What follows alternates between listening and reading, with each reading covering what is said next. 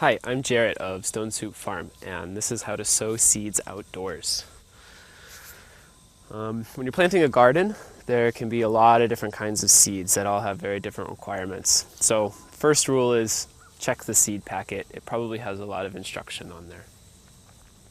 As a general rule of thumb, raised beds are good. Nice tilled earth like this, plenty of compost, and taking care of any weeds. Make sure it's free of weeds and nice and even and smooth like this. Depending on the season, you'll be sowing your seeds either before or after the last frost. The easiest way to do it is with a common garden trowel such as this one.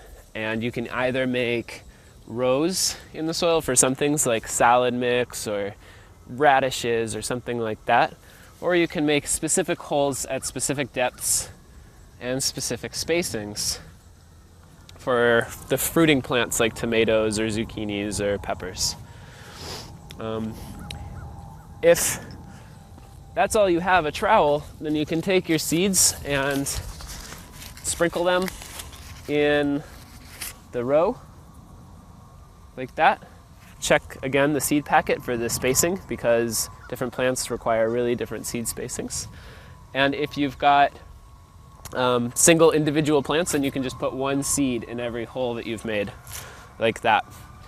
As a general rule of thumb, it's good to plant a seed about twice the depth that it is itself high.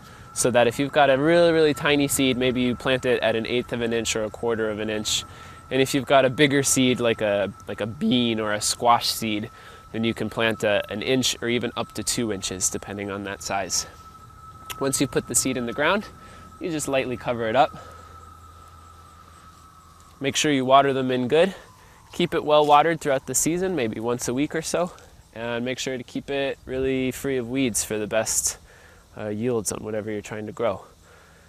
I'm Jarrett from Stone Soup Farm, and that's how to sow seeds outdoors.